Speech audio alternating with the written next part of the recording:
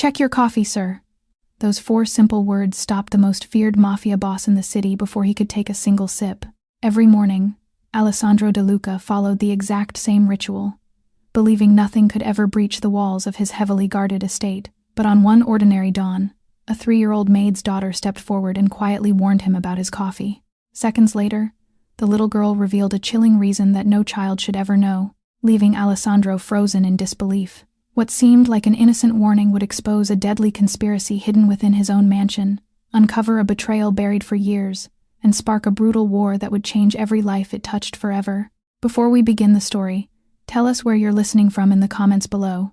And don't forget to like this video and subscribe to the channel to support us. The Duca estate had a rhythm to it, the way all fortresses do. Guards rotated at dawn. Gates opened only twice a day. Staff moved through the marble hallways like shadows trained to be invisible. And at the center of it all, one man moved through his mornings with a precision that bordered on ritual. Alessandro Duca did not believe in luck. He believed in patterns, in discipline, in control. Every decision measured, every person vetted, every room in that enormous house swept for listening devices twice a week, whether there was reason to or not. People called him cold. They weren't wrong. But cold is not something a man is born with. Cold is something a man builds, brick by brick, around whatever is left of him after the worst day of his life. For Alessandro, that day came 16 years ago. He was 22 years old when they found his father's body slumped over the desk of his own study, in the house that was supposed to be untouchable. Giovanni Duca, the great patriarch, the man who had built the family from nothing, hadn't been taken down by police or rivals storming the gates. He had been killed by someone who walked through the front door with a smile, someone he trusted, someone whose name, to this day, had never been proven. The official story called it a heart attack. Alessandro knew better, and the not knowing, the never knowing exactly whose hand had done it, carved something out of him that never grew back. Standing over his father's grave, 22 years old with an entire empire suddenly on his shoulders, Alessandro made himself a promise. Never let anyone close enough to hurt you again. He kept that promise for 16 years. He rebuilt the family stronger than his father ever had. He expanded into territories Giovanni never dared touch. He survived 3 attempts on his life, each one answered so decisively that eventually the attempts simply stopped. His name became a kind of currency in the city. Spoken carefully, spent carefully, but power like that comes with a price, and Alessandro paid it in silence. No wife, no children, no friends, only assets and threats. The inner circle he allowed near him could be counted on one hand, and at the top of that short list stood Matteo Ricci, his head of security, a former Special Forces soldier with unreadable eyes and 18 years of loyalty written in scars. If Alessandro trusted anyone alive, it was Matteo. And even that trust had limits. There was exactly one moment in Alessandro's day that belonged to no one else. One ritual that had never changed in 16 years. Every morning, in the vast stone kitchen at the back of the estate, a single espresso waited for him. Same imported blend his father used to drink. Same small white porcelain cup. And Alessandro would carry it to the tall window overlooking the east garden and drink it standing, in silence, watching the sun climb over the hedges. 5 minutes. No phones. No guards, no war. The staff knew never to speak to him during those 5 minutes. It was the only softness the man permitted himself, and perhaps that's why he guarded it so fiercely. What Alessandro didn't know, what he couldn't have known, was that someone had been watching that ritual for weeks, and they had decided that the one moment of peace in his day was the perfect place to hide his death. Among the shadows that moved through the Duca estate each day, one had arrived only 8 months ago. Her name was Sophia Alvarez. Or at least, that was the name on her employment papers. She was quiet, efficient, and kept entirely to herself. She arrived before sunrise and left after dark. She never lingered in doorways, never asked questions about the armed men at the gates, never once looked twice at the things a housekeeper in a home like that learns very quickly not to see. The house manager called her the best hire he'd made in years. The other staff barely knew the sound of her voice. Exactly the kind of employee Alessandro Duca preferred. No small talk. No curiosity, just work done well and nothing more. What none of them knew was that Sophia Alvarez carried something far heavier than mop buckets and laundry baskets through those marble hallways every single day. She carried a secret, one she had buried so deep, so carefully, that some nights she almost convinced herself it wasn't real anymore. And that secret had a name. But on this particular Tuesday morning, Sophia's carefully constructed invisibility was cracking at the edges because of a problem far more ordinary than the ones she usually feared. Her neighbor, the elderly woman who watched her daughter during work hours, had fallen ill overnight. A fever, a phone call at 4 in the morning, an apology whispered through a door chain, and Sophia, standing in her tiny apartment with her work uniform half-buttoned, had run out of options. There was no one else. There had never been anyone else. That was the entire point of the life she had built, a life with no friends, no family, no connections that could be traced or used or hurt. So she did the one thing she had sworn she would never do. She bundled her 3-year-old daughter into the back seat of her old sedan while the sky was still black, and she drove her through the iron gates of the most dangerous house in the city. "You have to stay quiet, mi amor," Sophia whispered as she carried the sleeping girl through the staff entrance, the child's head heavy on her shoulder, dark curls pressed against her neck. "Just for a few hours. Can you do that for Mama?" Emma nodded without opening her eyes, her small arms wrapped around the one thing she never went anywhere without. A stuffed rabbit, gray with age, one ear chewed soft and flat from 3 years of love. It had been a gift from her father. It was the only thing of his she had left. Sophia set her up in the small laundry room just off the kitchen. A folded blanket on the floor, a coloring book, a juice box, a kiss pressed to her forehead, and one more whispered warning to stay put, stay silent, stay invisible. Then she got to work, and she told herself it would be fine. He never comes downstairs before 8, she reasoned. He barely notices the staff at all. No one goes into the laundry room in the morning. A few hours, that's all. Just a few quiet hours. She was wrong about all of it, because at that exact moment, 3 floors above her head, Alessandro Duca was already awake, already dressed, and already walking toward the stairs. The call had come at 4:30 in the morning. Alessandro was awake before the second ring, the way men in his world learned to be. On the other end of the line, one of his capos, voice tight, reporting from the docks on the south side of the city. 2 of their shipments stopped. 3 of their men followed home. Warehouses that had operated untouched for a decade suddenly visited by strangers asking questions. And behind all of it, the same name that had been surfacing for weeks now, like something rotten floating slowly to the top of still water: Romano. Victoria Romano ran the only family in the region with the size and the ambition to challenge the De Lucas. For years, the 2 organizations had maintained a cold, careful distance, separate territories, separate businesses, an unspoken agreement written in the memory of how much blood the last war had cost. But something had shifted in recent months. Alessandro could feel it the way old fishermen feel, a storm before the clouds arrive. Small provocations, tests, probes at the edges of his empire, each one measuring how he would respond. And through all of it, his own advisors kept telling him the same thing. "It's nothing, Alessandro. Vittorio wouldn't dare. Don't overreact." The loudest of those voices belonged to Riccardo Moretti, his chief financial advisor, the man who had stood beside him since the terrible year his father died. 16 years of counsel, 16 years of loyalty. "Be patient," Riccardo always said, with that smooth, reasonable smile. "Patience has made you rich. War will make you poor." Alessandro ended the call at 6 o'clock and gave up on sleep entirely. By 6:15 he was dressed, dark suit, tie still loose around his neck, descending the grand staircase 2 hours earlier than any morning in recent memory, his mind already deep in the arithmetic of a war he could feel coming. Which is why he noticed nothing when he walked into the kitchen. He didn't notice the new cook step back from the counter a little too quickly, the young man's hands disappearing behind his apron the moment the boss entered the room. He didn't notice the look that flickered between the cook and the pantry doorway, brief, nervous, gone in half a second. He didn't notice that his espresso, which should not have been ready for another 2 hours, was already made, already waiting, sitting in its small white porcelain cup at the end of the marble counter, a thin curl of steam still rising from it, as if the morning itself had been expecting him. If Alessandro had been himself that morning, the man who noticed everything, who survived on noticing, he might have stopped. He might have asked why, but his mind was 3 moves deep into a chess game with Victoria Romano, and the ritual was the ritual. 16 years of muscle memory carried him across the kitchen floor. He didn't know that someone in this house had plans for that coffee, plans that had nothing to do with caffeine. He reached the counter. He picked up the cup, the porcelain warm against his fingers, and turned toward the tall window and the pale gold light climbing over the east garden. He lifted the cup toward his lips, and that's when he heard it. "Check your coffee, sir." The voice was small, barely above a whisper, and yet somehow it cut through that enormous stone kitchen louder than a gunshot. Alessandro froze, the cup halfway to his lips. He turned, slowly, toward the sound. Standing in the doorway of the laundry room, in a nightgown printed with faded yellow stars, was a little girl he had never seen before in his life. Small bare feet on the cold tile floor, dark curls tangled from sleep, one arm wrapped tight around a stuffed rabbit with a single ear.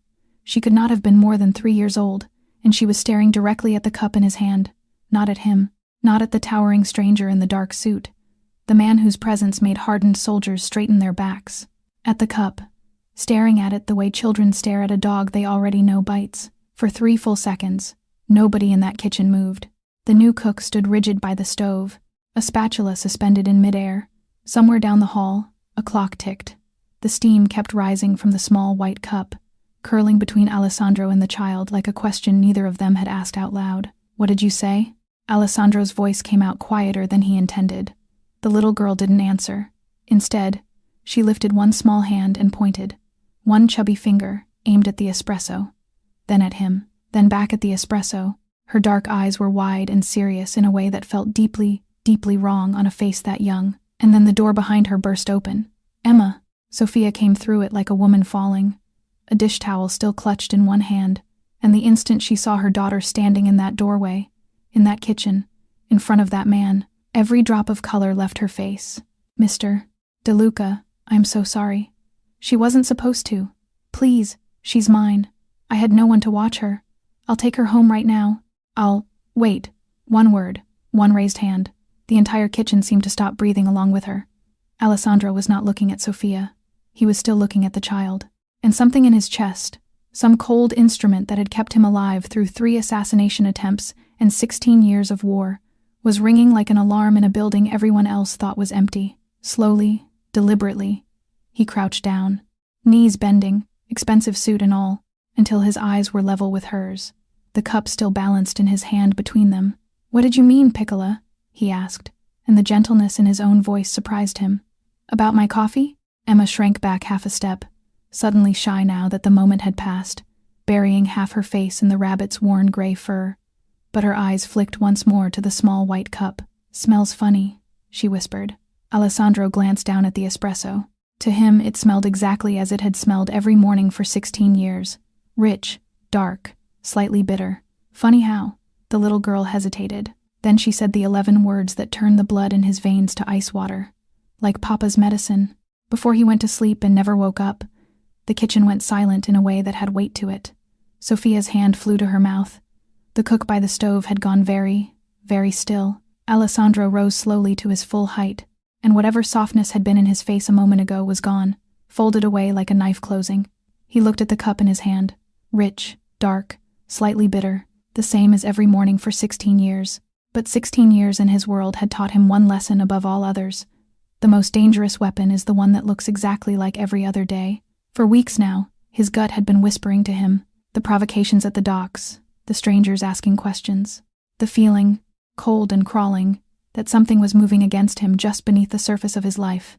He had assumed the threat would come from outside the gates. He had never once considered his own kitchen. Alessandro set the cup down on the marble counter with a soft, precise click. He did not take a sip. He did not raise his voice. He simply pulled his phone from his jacket and pressed a single number. "Matteo, kitchen. Now." A pause. "Bring the kit." He ended the call and turned to the room. Nobody moves. Nobody leaves. Nobody touches anything. Nobody did. Matteo Ricci arrived in under 2 minutes, moving with the quiet economy of a man who had been summoned to 100 emergencies and panicked at none of them. In his hand was a hard black case, a field testing kit Alessandro had ordered installed in the estate years ago. The staff had joked, privately, that it was billionaire-level paranoia. It had never been used. Not once. Matteo snapped the case open on the counter. Vials, strips, a small electronic reader. He drew a sample from the small white cup with a sterile pipette, and the kitchen watched in absolute silence as the head of security worked, his scarred hands steady, his face unreadable. 10 minutes. It took 10 minutes. They were the longest 10 minutes that kitchen had ever held. Sophia stood frozen near the doorway. Emma gathered against her legs, the stuffed rabbit pressed between them like a shield. The cook did not seem to be breathing. Alessandro stood at the counter, motionless, watching the reader the way he had once watched courtroom doors and hospital corridors. Then the small device chirped. Matteo looked at the screen, and for the first time in 18 years of service, Alessandro watched something move across his security chief's face. It was not fear, it was fury. "Sir," Matteo's voice was low, meant for him alone. He angled the screen so only Alessandro could see it. "There's a compound in this that should not exist outside a laboratory. Colorless, tasteless, almost impossible to detect in an autopsy." He paused.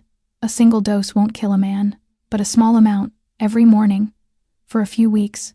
He didn't finish. He didn't need to. "The organs fail slowly. The doctors find a rare disease. The death certificate says natural causes. And the Empire buries its boss with no bullet to trace." Alessandro's stomach turned to ice.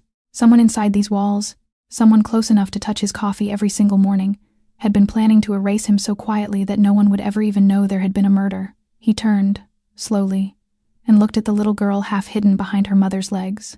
The only alarm in his fortress that had actually worked. "How did you know?" he asked softly. "How did you know something was wrong, Piccola?"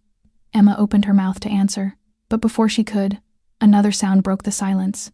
Small, metallic, the sound of a spatula slipping from a hand that had stopped obeying its owner and clattering onto the stone floor. Every head in the kitchen turned. The new cook stood by the stove, and he had gone the color of old ash. His name was Danny Colvin, 26 years old, hired 3 months ago. Quiet, punctual, invisible, the way good staff in that house were supposed to be. And in that moment, under the flat, unhurried gaze of Alessandro Duca, the young man looked like he was about to be sick on his own shoes. "Danny?" Alessandro's voice was calm. That was the terrifying thing about it. "Did you make this coffee?" Yes, sir, I followed the usual. Don't," one word, soft as a closing door. "Don't finish that sentence with a lie." Matteo had already moved, without a signal, without a sound, to stand between Danny and the exit. The young cook looked at the door, looked at Matteo, looked at the small white cup sitting on the marble counter like a loaded gun. And then Danny Colvin simply came apart. It took less than 20 minutes in the pantry office, with Matteo standing silent in the corner and Alessandro seated across the desk, never once raising his voice. Fear did all the work for him. The words poured out of the young man in a shaking, stumbling flood. A man had approached him 3 months ago, right after he got the job, offered him triple his salary, cash, every week, for one small favor, a few drops from a small glass vial into the boss's morning espresso. Every day, that's all. "They told me it was a sedative," Danny whispered, tears cutting lines down his face. "Something mild. To keep him calm," they said, "to make him easier in negotiations. They swore to me it wouldn't hurt him. I swear on my mother's life. I didn't know. I have debts, my little brother's medical bills. I needed the money." "Who?" Alessandro asked quietly. "Who approached you?" "I don't know his name. I never saw him again after the first meeting. The vials come by dead drop, a locker at the transit station. The money, too. I never met anyone else. I swear it." And there it was. Alessandro leaned back in the chair, and the cold thing in his chest turned over. Because he believed the boy. That was the problem. Danny Colvin was nobody. A frightened kid with debts, chosen precisely because he was nobody, handled through cutouts and dead drops by someone who understood exactly how professionals insulate themselves. A pawn, nothing more. Whoever had reached into his house had made sure the pawn couldn't name the hand that moved him. But one detail snagged in Alessandro's mind like a hook. Danny had been hired 3 months ago, and Alessandro remembered, with sudden, perfect clarity, whose glowing recommendation had put the young man's file on the top of the pile, Riccardo Moretti. It proved nothing. Riccardo recommended people all the time. It was thin, circumstantial, the kind of thought a paranoid man thinks. And yet, Alessandro rose from the desk and walked back toward the kitchen, his mind cold and racing. The cook was a dead end, a cut string designed to lead nowhere. But the real answer to what had happened in that kitchen this morning was not hiding in Danny Colvin's confession. It was standing in the middle of the kitchen floor, trembling, holding a 3-year-old girl who knew what poison smelled like. "Everyone out," Alessandro said it quietly, and the kitchen emptied as if a fire alarm had sounded. Guards, staff, Danny Colvin, escorted by 2 of Matteo's men to a room where he would wait, and think, and wait some more. Within a minute, the enormous stone kitchen held only 4 people. Alessandro, Matteo by the door, and a trembling mother with a little girl gathered against her hip. Sophia stood in the middle of the floor like a woman standing on ice she could hear cracking. 8 months of invisibility, of perfect silence, of never once being noticed. And now the most dangerous man in the city was looking at her, only at her, and there was nowhere left in the world to hide. Mr. De Luca, she began, her voice unsteady. Please, she's just a child. She doesn't know what she's saying. I'll leave. We'll both leave. You'll never see us again. Alessandro didn't answer. Instead, he did something no one on his staff had ever seen him do. He crossed the kitchen, pulled a chair out from the small staff dining table, and turned it toward her. Sit down, Sophia. She didn't move. Her arms tightened around Emma. I'm not going to fire you. His voice was softer than anyone in that house had heard it in 16 years. Matteo's eyes flicked toward him, just briefly, as if checking that this was still the same man. I'm not calling anyone. No police. No one. You have my word. He gestured, once, to the chair. But a little girl just told me my coffee smells like the medicine that killed her father, and 10 minutes later, my own equipment confirmed there is poison in that cup. He paused. So you're going to sit down, and you're going to tell me the truth. All of it. Slowly, on legs that didn't quite believe him, Sophia sank into the chair. Emma climbed into her lap, the one-eared rabbit pressed between them like a shield. For a long moment, Sophia stared at the floor, and Alessandro watched a war happen behind her eyes. 3 years of silence fighting against the weight of a single morning.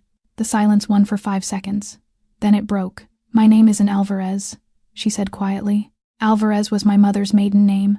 I took it 3 years ago. I took it because I was running. Alessandro pulled out the chair across from her and sat. He said nothing. He had interrogated hundreds of men in his life, and he knew the moment when pressure stops helping and silence starts. My husband, Sophia continued, and her voice caught on the word, was an accountant, a brilliant one, not a street man, not a soldier. He never touched a gun in his life. Numbers, that was his whole world. Numbers and us. Her hand moved, absently, to stroke Emma's dark curls.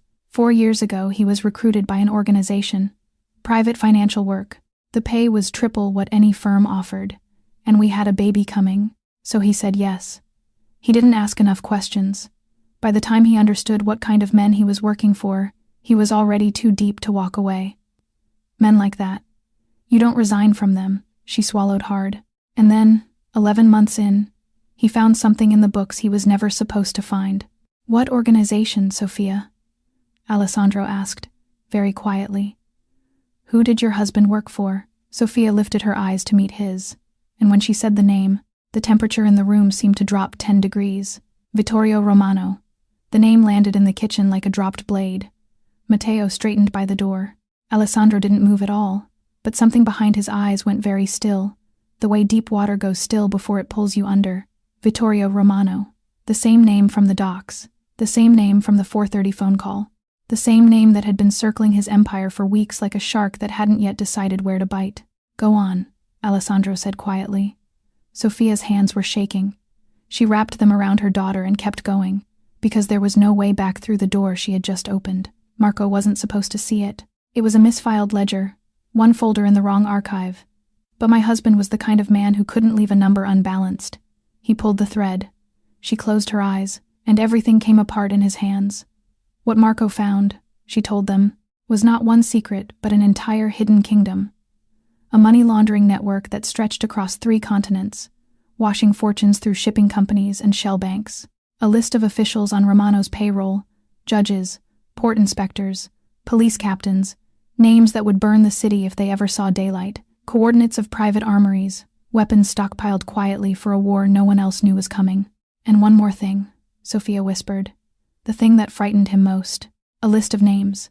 People Vittorio had spent years placing inside the other families. Sleepers. Men trusted by their own bosses, feeding everything back to Romano. She hesitated. Marco said when that list activated, Vittorio wouldn't need a war. The other families would simply die from the inside. Alessandro's jaw tightened, but he said nothing. Not yet. Marco panicked. He copied what he could and told no one. Not even me. Not at first. He just started coming home gray, quiet. And then, her voice began to fray. Then he started getting sick. It began with fatigue, she said. Then the nausea. Then the weight falling off him week after week. Doctors ran every test they had. They spoke of a rare degenerative illness. Aggressive, unlucky, incurable. Vittorio Romano himself sent flowers to the hospital, paid for specialists, sat at Marco's bedside and held his hand. "He was poisoning my husband," Sophia said, and her voice cracked clean through the middle, a little every day, for 7 months, and he sent flowers. The kitchen was silent except for the refrigerator's hum and Emma's soft breathing. Marco figured it out at the very end. Too late for himself. He wrote nothing down. He just pulled me close one night when the nurses were gone. Tears were sliding freely down her face now. He said, "Take the copies, take our daughter, protect her, and trust no one inside the organization." "No one, Sophia." Then he made me memorize a locker number. She pressed her lips together. 3 days later, he went to sleep and didn't wake up.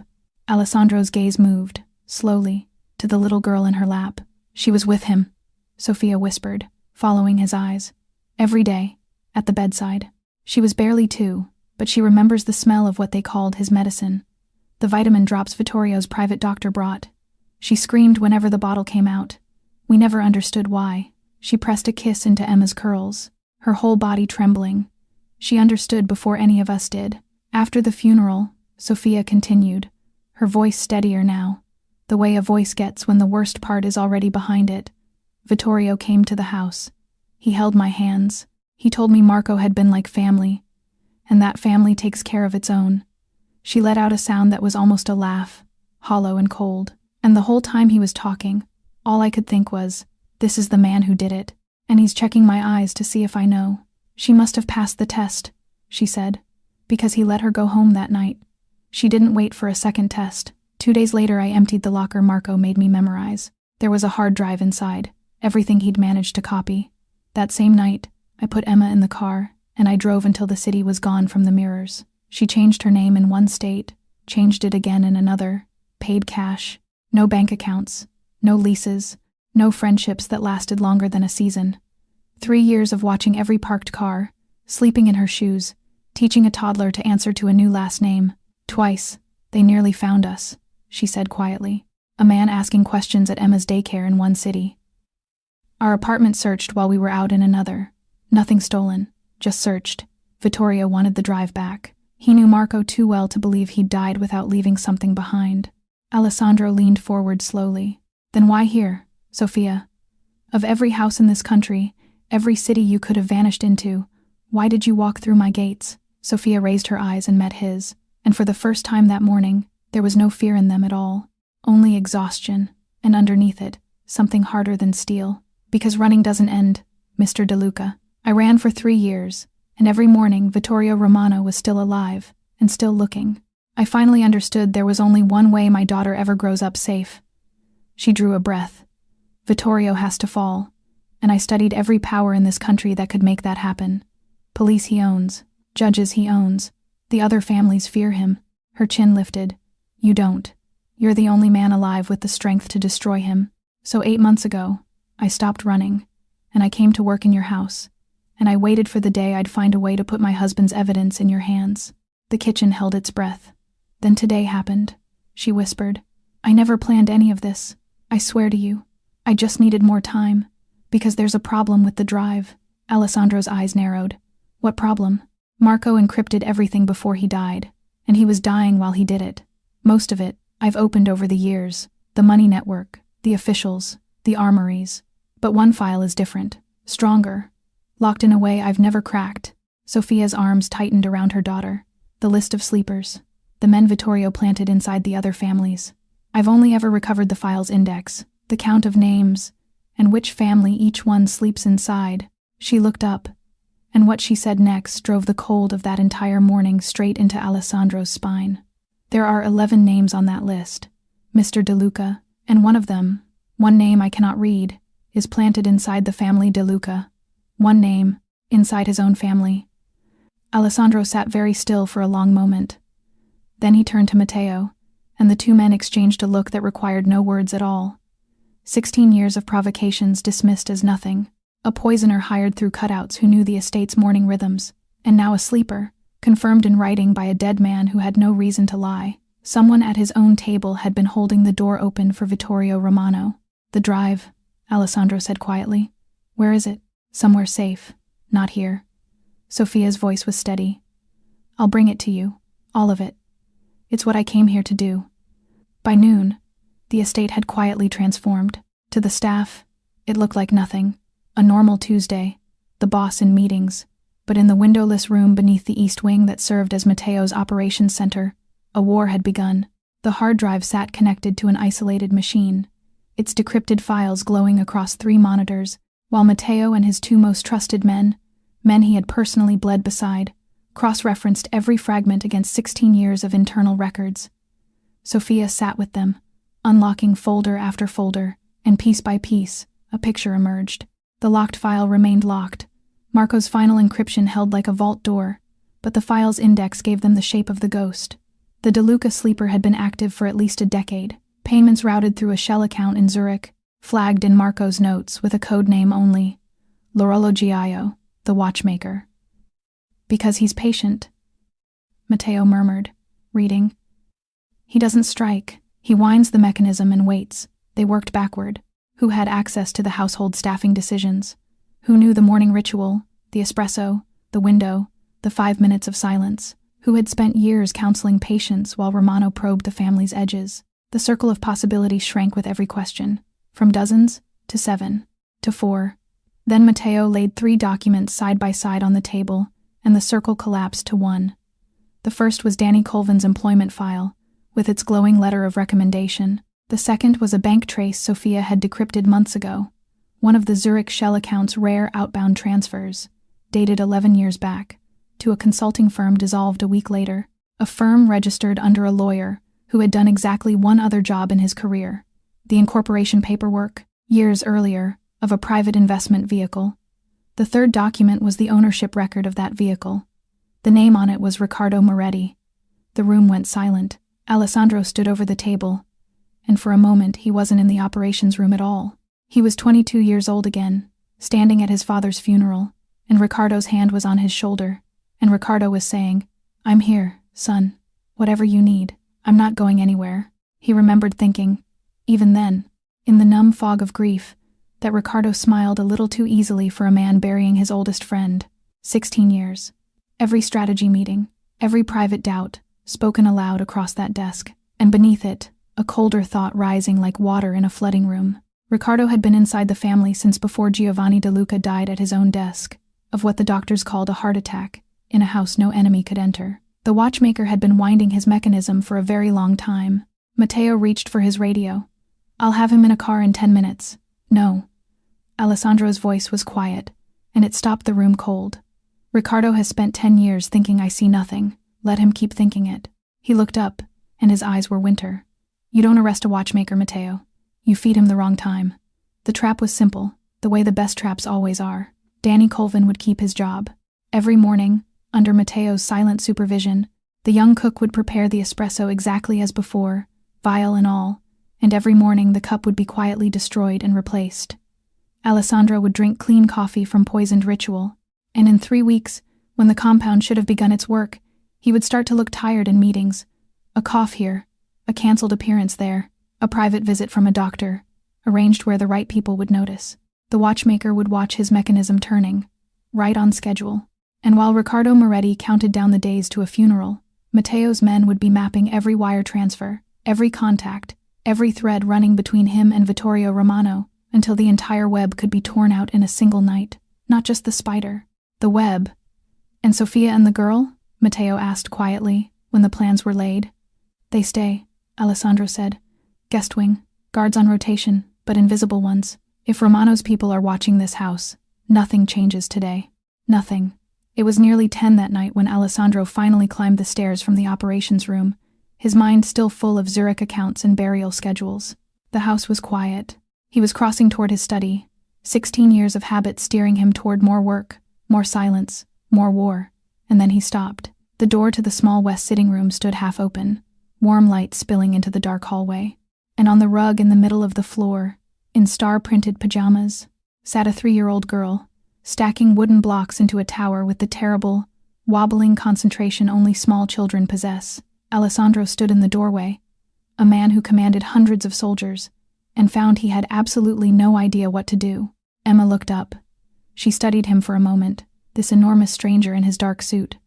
Then she picked up a red block and held it out toward him, as if this were the most obvious thing in the world. "You do the top," she said. "I can't reach." And Alessandro Duca, the most feared man in the city, lowered himself down onto a Persian rug worth more than most cars, folded his legs like a schoolboy, and placed a red wooden block on top of a crooked tower. The tower fell. Emma shrieked with laughter. A bright, unguarded sound that hadn't been heard inside those walls in 16 years, and immediately began rebuilding. And something in Alessandro's chest, something old and locked and load-bearing, shifted very slightly on its foundations. They built 4 towers. All 4 fell. It was, without question, the least productive hour of Alessandro's adult life, and he could not remember the last time an hour had passed without him once thinking about the war. At some point, Emma simply reached over and wrapped her small fingers around one of his. "Hi," she said. "Nothing more. Just that." With the easy, fearless trust only small children possess. "Hi," Alessandro answered, and his voice came out rough around the edges. From the doorway, unseen, Sophia stood watching. She had come to carry her daughter to bed 20 minutes ago. Instead, she stood frozen, one hand pressed to her mouth, watching the most dangerous man in the city sit cross-legged on the floor, letting a 3-year-old stack blocks against his knee. And for the first time in 3 years of running, something in her chest whispered a thought so dangerous it frightened her more than Victoria Romano ever had. Maybe here, maybe him, maybe safe. For 11 days, the trap held perfectly. Alessandro coughed at the right moments, looked pale in the right meetings, canceled a dinner, postponed a trip, and across the city, through channels Matteo's men were now silently mapping, coded messages flowed from a Zurich-linked phone to the Romano organization. The mechanism turns. One intercepted fragment read, 3 weeks, maybe less. Riccardo Moretti even sent Alessandro vitamins, a warm gesture from a concerned old friend. Alessandro thanked him personally, looked him in his smiling eyes, and shook his hand. It was the 12th day when the whole thing came apart. Not through brilliance, through a nothing. A junior accountant on Matteo's financial team requested one archived Zurich record through the wrong clerk, a clerk who owed Riccardo a favor and mentioned it over lunch. A single sentence. A tiny sliver of light under a door, but watchmakers notice slivers. That evening, Riccardo Moretti ran a quiet test of his own, planted a false detail in a routine report, and watched it surface, hours later, in a question from one of Matteo's men. And in that instant, sitting alone in his office, with his heart turning to stone, Riccardo understood everything. The convenient illness, the perfect schedule of symptoms. He wasn't watching a mechanism. He was inside one. The call he made lasted 40 seconds, and in a fortified villa across the city, Vittorio Romano listened, set down his glass of wine, and made the decision he had been preparing for 10 years. No more patience, no more poison, fire. It was 2:47 inches the morning when the first alarm sounded. Alessandro was awake before the second one. Boots in the hallway, Matteo's voice on the radio, clipped and cold. Perimeter breach, south wall, multiple vehicles, then the east gate, then the service road. Not a probe, not a message, an army. The lights died all at once, the main line cut, and for 3 heartbeats the mansion stood in perfect darkness before the generators coughed the hallways back into dim gold. Somewhere below, glass shattered. The night opened up with gunfire, first in bursts, then in walls of it, muzzle flashes stuttering across the garden where Alessandro drank his espresso every morning. Full defense, Alessandro said into the radio, already moving, already armed, hold the main house, and Matteo, the guest wing. Now. Already sent men, sir. Down the corridor, Sophia was on her feet with Emma in her arms before the guards even reached her door. 3 years of running compressed into pure reflex. The rabbit, the go-bag, the child's face pressed into her shoulder. "Ma'am, with us. Safe room, lower level, move." 2 guards in Duca black, rifles up, flanking her down the service stairwell while the house thundered above them. Sophia ran between them, Emma's heartbeat hammering against her own, down, down, through the concrete corridor toward the steel door of the shelter. It was only at the threshold, in the half-light, that a small, cold detail snagged at the edge of her attention, the way a wrong smell had once snagged at her daughters. She knew the estate's guards, 8 months of invisible watching. She knew their faces, their rotations, their names. She had never seen these two men before in her life. The steel door swung open onto darkness, and the taller guard smiled at her, just slightly, a little too easily. "After you, Mrs. Rossi," he said. She had never told anyone in this house her real name. The battle for the De Luca estate lasted 41 minutes. Romano's men hit the south wall hard, and died there. They breached the east gate, and made it 60 meters before Matteo's crossfire closed around them like a fist. Whatever Vittorio had promised his soldiers about a sick and softened target, they found something else waiting in that garden. 16 years of paranoia. 16 years of preparation. A fortress that had been expecting this night since the day its master buried his father. By 3:20, the attack was breaking. By 3:28, the last of Romano's vehicles were fleeing back down the service road, leaving their dead among the manicured hedges. Militarily, it was a slaughter. Vittorio Romano had thrown an army at the wall, and the wall had held. Alessandro stood in the shattered front hall, smoke drifting past the marble staircase, listening to damage reports crackle through the radio. 7 of his men wounded, 2 dead, men whose weddings he had attended. The east wing burning slowly, being put out. And underneath all of it, something was gnawing at him, something wrong with the shape of the night. Vittorio was a patient man, a careful man. This attack had been loud, wasteful, almost designed to fail against a prepared defense. 10 years of watchmaking, abandoned for this? Unless the attack was not the mechanism at all. Unless the attack was the noise the mechanism made while it turned. The cold hit Alessandro's spine all at once. Matteo. His voice cracked across the radio. "The safe room. Confirm the safe room." Static. "Then, sir, the escort reported them secured 20 minutes ago." "Confirm it with your eyes." Alessandro was already running. Down the main stairs, through the service corridor, boots hammering concrete, 2 guards scrambling behind him, radio traffic dissolving into noise. The steel door of the shelter stood at the end of the passage. It was open, not forced, not breached. Open, unlocked from the outside, by hands that had the codes. The room beyond was empty. No Sophia, no Emma, no guards, just a folded blanket, an overturned juice box, still dripping onto the floor in slow, obscene drops. And there, in the center of the bare concrete, lying on its side where it had been dropped in a struggle, one ear flat and soft from 3 years of love, was a small, gray, stuffed rabbit. Alessandro stood absolutely still. Matteo arrived 30 seconds later and found his boss like that, motionless, staring down at a child's toy. And in 18 years he had never seen anything in Alessandro's face that frightened him. Until now. "The escort," Matteo said hoarsely, checking the logs on his tablet. "The 2 men who took them down here. Sir? Those uniforms were ours, but the men, they came in during the breach. They used Riccardo's override codes." The phone in Alessandro's pocket buzzed. Unknown number, 1 message, a photograph. Sophia, bound to a chair in a concrete room, blood at the corner of her mouth, her eyes blazing at the camera. Emma clutched in her lap, face buried in her mother's neck. Below it, 6 words. "You have something of mine. Trade. V.R."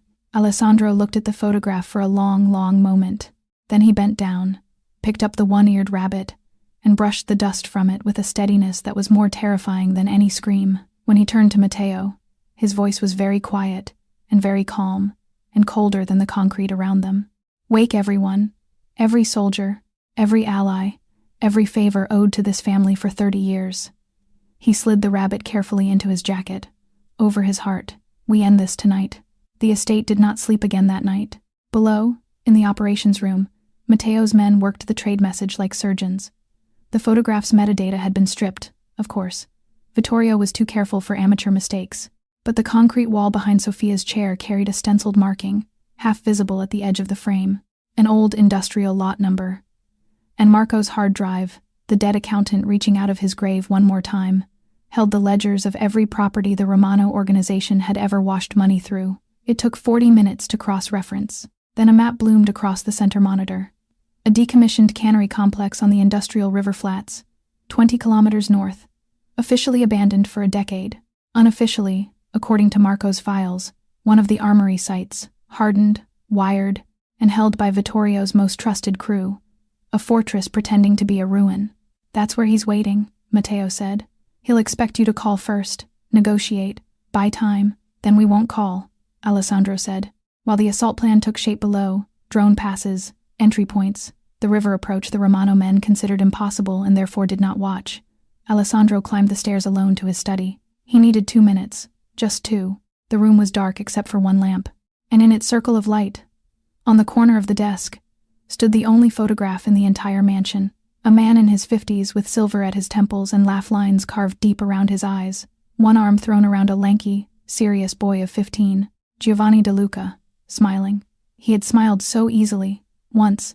It was the thing his son had spent 16 years forgetting how to do. Alessandro stood before it, still in his tactical black, a soldier's rifle where his morning espresso should have been.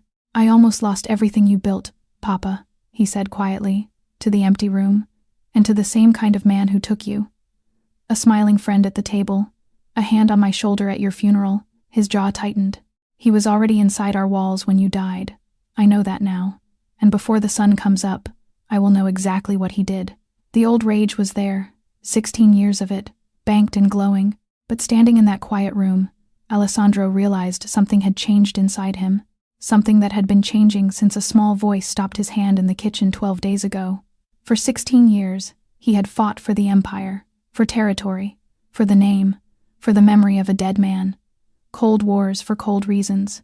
If he had died in any of them, he understood now, nothing in his life would have grieved. Only assets would have changed hands. Tonight was different. Tonight, in a concrete room by the river, there was a woman who had crossed a country and buried a husband and walked willingly into the most dangerous house in the city, all to protect her child, and a little girl in star-printed pajamas who built crooked towers and held out red blocks to monsters, and had saved his life simply by knowing what love smells like when it's being murdered. He wasn't going to war for the family name tonight. He was going to war for a family. He touched the small lump of the stuffed rabbit inside his jacket, over his heart. Then he turned off the lamp. Matteo was waiting at the bottom of the stairs. "Teams are ready, sir. River approach. We move in 90 minutes, hit them in the dead hour before dawn." Alessandro descended the last step, and his father's smile watched him go. "Then let's go bring them home." The river came first. Black water, black boats, engines cut 200 meters out. 12 men in the lead element, paddles dipping without sound. The cannery rose against the pre-dawn sky like a rusted cathedral. 12 inches the morning. The dead hour. Matteo's hand signals moved down the line. 2 sentries on the loading dock, watching the road. Always the road, never the water. They never made a sound. The perimeter fell in 4 minutes. Quiet work, knives and suppressed shots. Romano's outer guard dissolving man by man in the dark. Then the breaching charges kissed the old steel doors, and the quiet part of the night was over. The doors blew inward. Flashbangs, white light, thunder, and the De Luca family came through the smoke.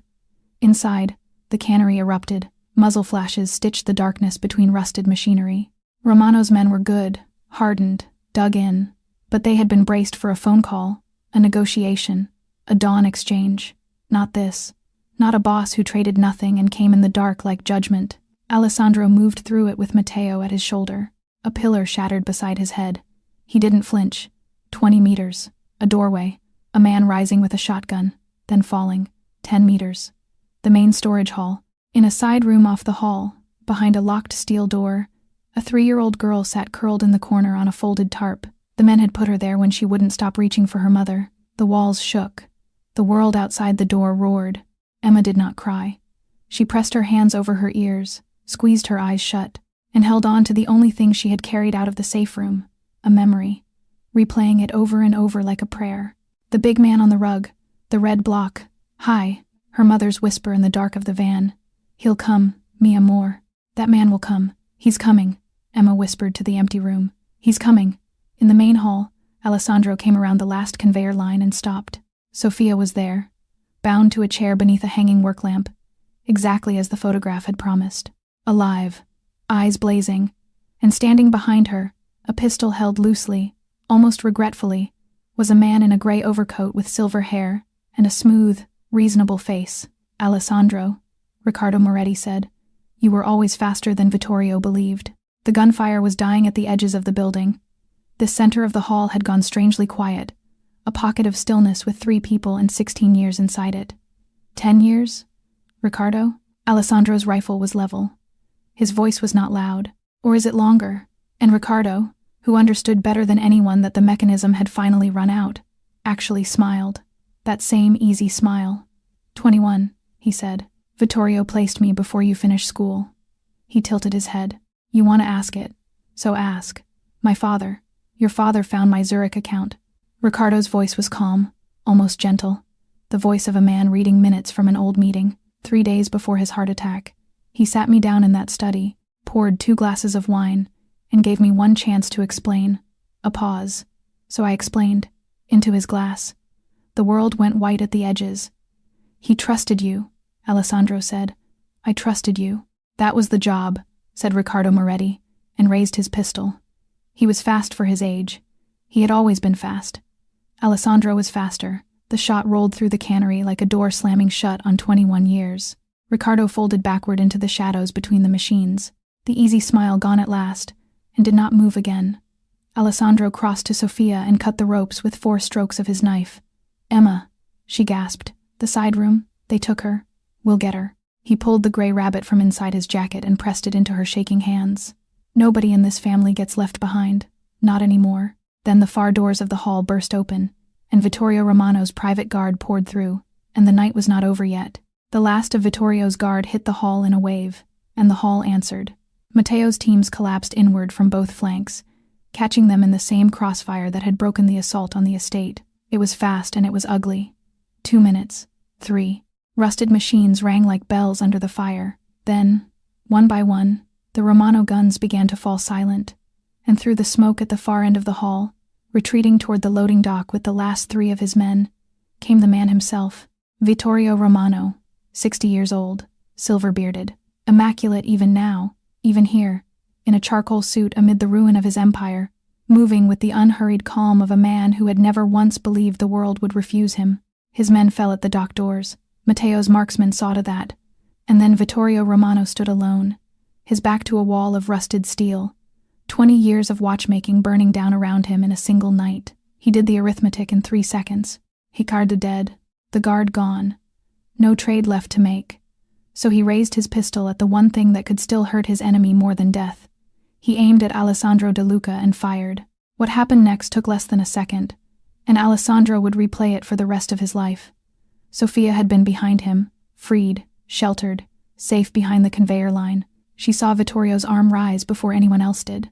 She had watched this man murder her husband over 7 smiling months, and something in her simply refused to watch him take one more thing. She didn't decide. There was no time to decide. She moved.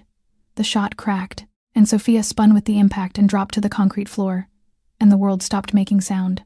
Sophia, Alessandro's return fire shattered Vittorio's hand before the man could squeeze the trigger a second time.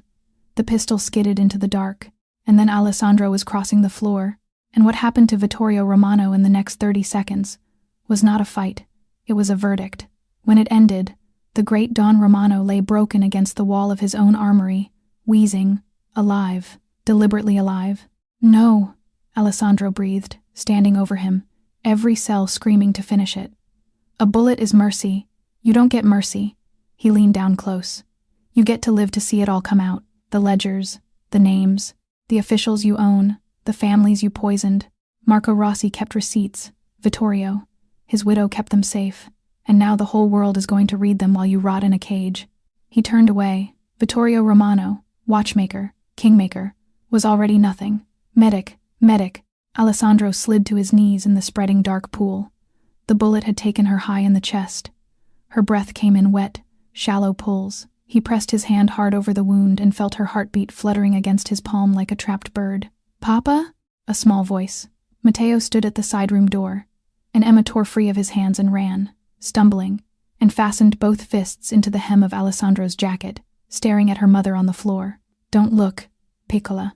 He gathered Sophia up into his arms and rose, her blood soaking through his sleeves, her head against his shoulder. Emma clung to his jacket as he strode for the doors, moving through the smoke and the wreckage toward the sound of engines. And he was speaking the whole way, low and fierce, into Sophia's hair. Stay with me. You hear me? 3 years you survived him. You do not get to leave now. His voice cracked for the first time in 16 years. Stay with me, Sophia. You don't have my permission to go. Her eyes found his, just for a moment, at the edge of the dark. Emma, she whispered. She's here. She's safe. We're all going home." The dawn was just breaking over the river as the convoy screamed south toward the city, and Alessandro Duca held them both, the woman and the child. And for the first time since he was 22 years old, he prayed.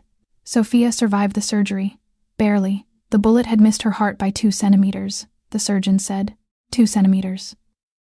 Alessandro stood in the private hospital corridor at 6 in the morning, still in tactical black under a borrowed coat, and thought about how his entire life now balanced on the width of 2 fingers. The clinic belonged to the family, discreet, guarded, the kind of place where no one asked how a housekeeper came to have a gunshot wound or why the most powerful man in the city refused to leave her hallway. In the days that followed, the city above them quietly convulsed. Marco Rossi's evidence, delivered through channels Matteo had spent years cultivating, detonated through the federal courthouse like a depth charge. Arrests, resignations, judges, port officials. The Romano organization did not fall so much as dissolve, and at the center of the wreckage, in a maximum security cell, sat Vittorio Romano, learning what it meant to be nothing. Alessandro barely read the reports. He was busy holding vigil. Every day, the staff of that small clinic witnessed something none of them could quite explain. The boss of the Duca family, a man whose name made surgeons' hands tremble, asleep in a cheap vinyl chair beside a hospital bed, tie gone, collar open, with a 3-year-old girl curled fast asleep on his chest, and a 1-eared gray rabbit tucked between them. He learned the nurses' names. He learned how Emma liked her toast. He learned, clumsily and then less clumsily, how to braid a little girl's hair. And if any man in his organization thought this was worth smiling about, no one was foolish enough to do it out loud.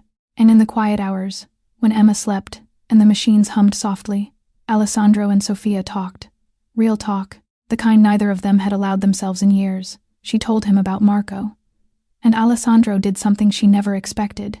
He asked more. What he was like. What made him laugh. Whether Emma had his eyes. He did not compete with a dead man. He honored one.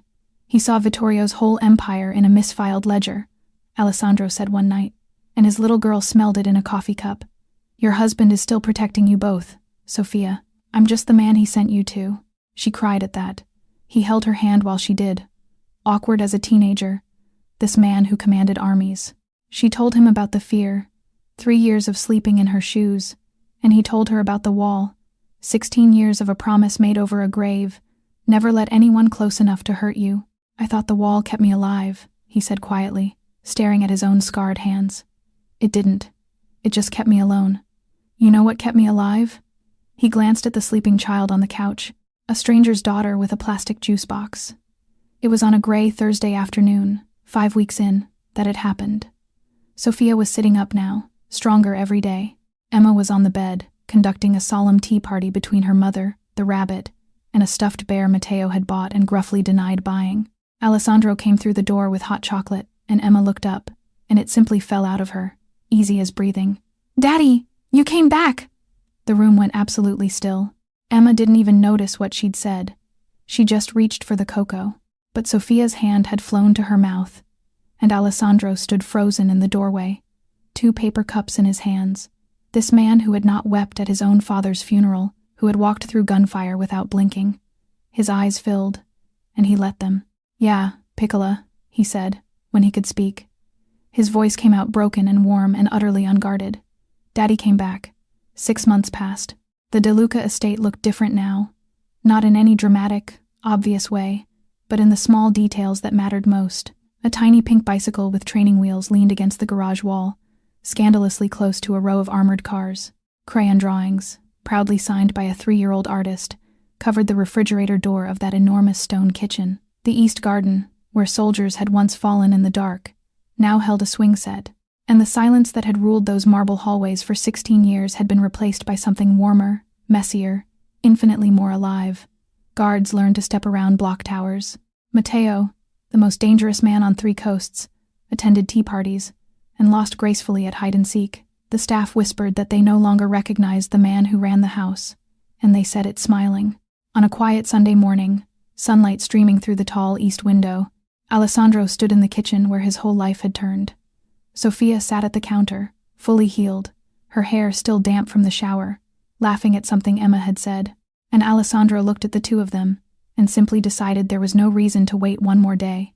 No grand stage, no orchestra. He just reached into his pocket, walked around the counter, and lowered himself down onto one knee, on the same stone floor where a little girl in bare feet had once saved his life. Sophia's breath caught. Emma gasped so loudly she nearly fell off her stool. 16 years ago, I promised myself I would never let anyone close enough to hurt me, Alessandro said quietly. I thought that promise was protecting me. It was only burying me. Then your daughter said 4 words in this kitchen, and everything I had built to keep the world out came down. He opened the small velvet box. I don't want walls anymore, Sophia. I want mornings. I want crayons on my refrigerator and towers that fall down. I want to spend whatever life I have left choosing you. Both of you. Every single day. Yes, Sophia whispered, tears spilling freely, before he had even finished. Yes, Alessandro.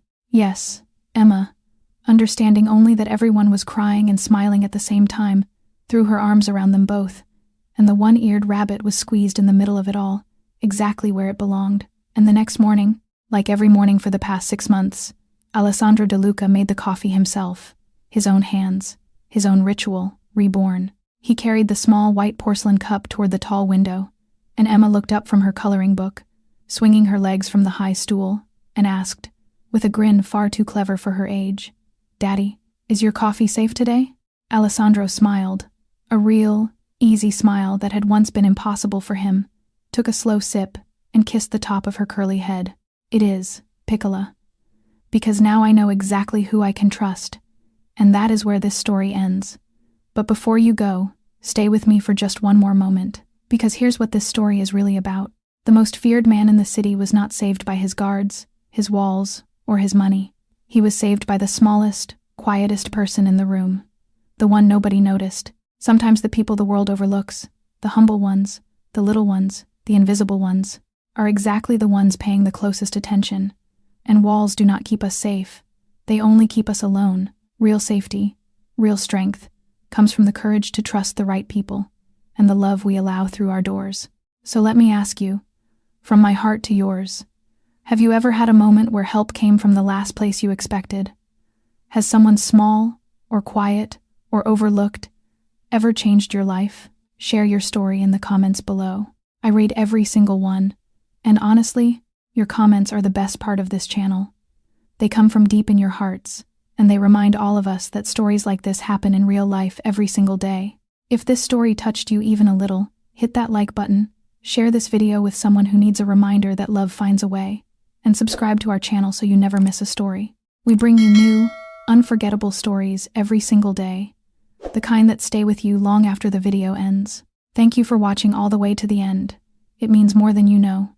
I wish every single one of you good health, a joyful life, and peaceful, happy days ahead, for you and everyone you love. Goodbye for now, my friends, and I'll see you in the next story.